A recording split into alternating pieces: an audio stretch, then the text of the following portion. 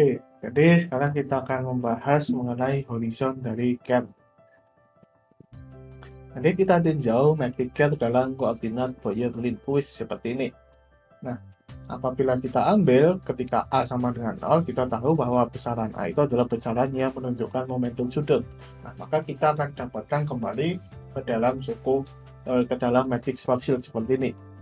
Nah, kalau misalkan kita tinjau metrik CAD dengan masanya N besarnya itu sama dengan 0, ketika masa sumber gravitasinya 0, maka kita akan dapatkan bentuk metrik seperti ini. Ini nggak fisis ya. Nah, sekarang kita tinjau untuk koordinat ruang saja. Jadi kita matikan koordinat waktu, kita lakukan time slicing. Jadi kita potong, kita tinjau pada waktu tertentu. Ya, kita akan memiliki bentuk metrik seperti ini. Nah, jadi kita memiliki bentuk metrik dari ruangnya di sigma kuadrat seperti ini.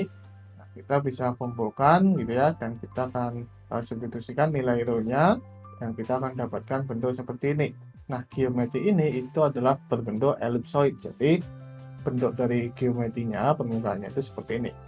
Jadi berbentuk seperti elips tapi 3 dimensi gitu ya, dimana kita memiliki relasi bahwa X sama dengan akar dari R kuadrat plus A kuadrat sin theta cos V, Y sama dengan akar dari R kuadrat plus A kuadrat sin theta sin V, dan Z-nya itu sama dengan R cos theta.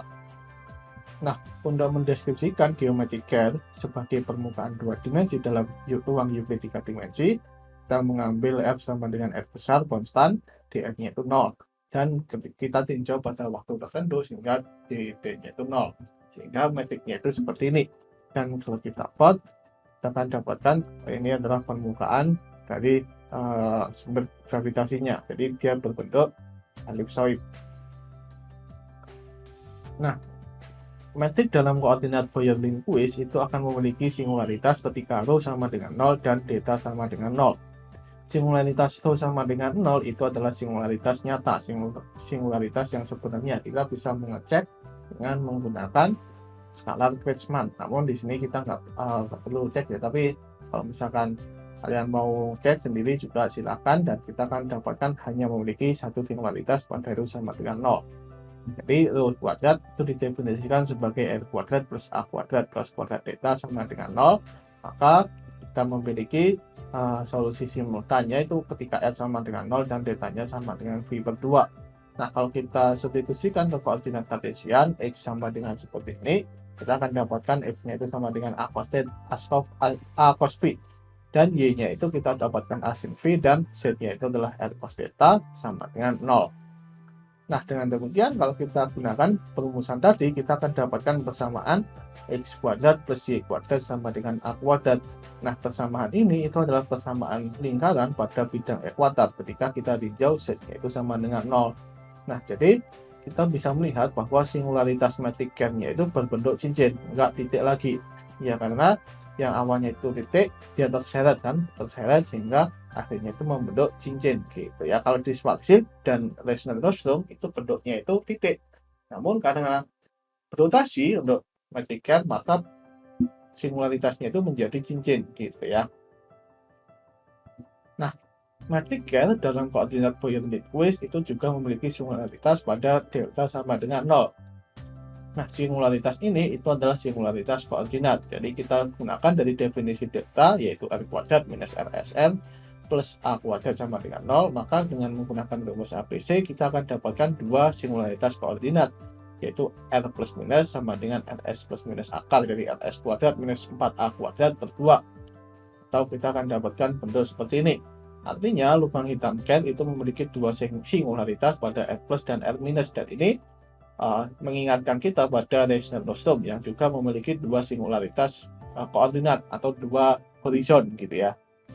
Nah, apabila kita substitusikan ke elemen garis 2 dimensi untuk CAD, nah, kita akan dapatkan bahwa metrik ini itu adalah persamaan garis ellipsoid simetri aksial, sama seperti tadi, hanya saja kita ganti R-nya itu menjadi R plus minus gitu ya, R besarnya, jadi kita gunakan R besar kan. Nah, jadi kalau kita gambarkan, kita dapatkan bentuk seperti ini. Jadi di sini itu adalah singularitas cincinnya. Kemudian di sini itu dilingkupi oleh horizon dalam. yang diberikan oleh R minus. Dan kemudian di sini itu ada horizon luar yang diberikan oleh R plus gitu ya, dan bentuknya R minus dan R plus itu berbentuk elipsoid gitu ya. Nah, sekarang kita tinjau ketika G00 sama dengan 0. Jadi G00 sama dengan 0 itu adalah titik ketika atau permukaan ketika benda itu cahaya itu mengalami pergeseran merah tak hingga. Nah, jadi kita bisa melihat 1 minus Rs per R per rho kuadrat sama dengan 0, maka rho kuadratnya itu sama dengan Rs per R. Atau kalau kita definisikan rho kuadrat sama dengan R kuadrat plus A kuadrat cos kuadrat theta sama dengan Rs per R, maka kita akan dapatkan persamaan ini dan kita selesaikan kedua persamaan kuadrat ini dan kita akan dapatkan dua solusi, yaitu Rs plus minus, dan kita akan dapatkan seperti ini. Nah, kita bisa melihat bahwa Rs plus minus itu tidak sama dengan R plus minus ya, R plus minus. Artinya horizon peristiwa itu tidak dicapai ketika G00 sama dengan 0. Kalau kita tinjau matriks Schwarzschild, kita bisa melihat bahwa 1 minus R, matriknya itu kan 1 minus Rs per R CDT kuadrat minus gitu ya, 1 minus Rs per R pangkat minus 1. Jadi singularitas koordinatnya atau horizonnya itu dicapai ketika G00 sama dengan 0. Hanya saja untuk metrik Kerr di sini kita bisa melihat bahwa pada G00 sama dengan 0, nilai dari R-nya itu tidak sama dengan R plus minus, tidak sama dengan horizon peristiwanya. Nah, jadi Rs plus minus itu memberikan permukaan pergeseran merah tak hingga yang terjadi gitu ya, ketika pergeseran merah tak hingga terjadi. Nah, kalau di Schwarzschild, permukaan ketika pergeseran merah tak hingga itu terjadi itu berada pada horizon peristiwanya. Nah, sedangkan di Kerr ini tidak berada di horizon peristiwanya, namun jauh di luarnya. Nah, jadi kalau kita gambarkan di sini, kita bisa melihat bahwa ini yang hijau dan yang merah itu adalah horizon peristiwanya. Dan yang biru itu adalah Rs minus dan yang kuning itu adalah Rs plus. Jadi di sini ternyata letak permukaan dengan sifat dari pergeseran merah tak hingga itu berada di luar horizon peristiwa atau di dalam horizon terdalam gitu ya. Nah, ketika kita tinjau A mendekati 0, maka kita bisa melihat bahwa Rs plus minus itu mendekati Rs dan R sama dengan 0 akan berimbit dengan R plus minus. Jadi ya ini sama seperti Schwarzschild ya, ketika A mendekati 0. Nah, sekarang kalau kita tinjau ketika di bidang ekuator, theta sama dengan pi per 2. Jadi Rs minus sama dengan R per 2, Rs per 2 minus akar dari Rs kuadrat per 4 minus A kuadrat cos kuadrat pi per 2. Dan ini hasilnya sama dengan 0.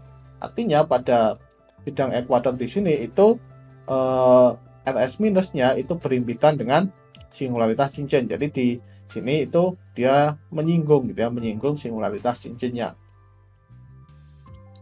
Nah, kalau kita tinjau di bidang ekuator, Rs plus itu lebih besar daripada R plus.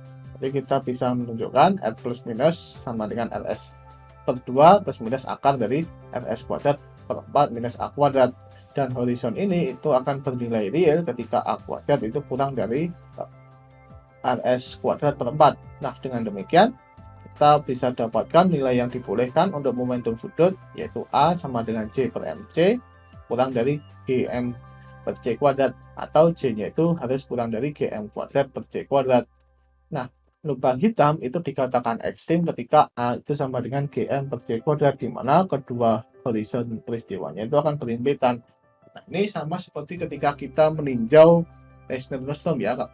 Hanya saja di sini faktor yang membuat lubang hitamnya itu memiliki dua horizon itu adalah momentum sudut. Sedangkan kalau Reissner-Nordström yang membuat lubang hitamnya itu memiliki dua horizon itu adalah muatannya. Nah, kalau misalkan A itu lebih besar dari GM per C kuadrat, maka horizon peristiwanya itu tidak ada. Artinya akan memunculkan singularitas cincin telanjang.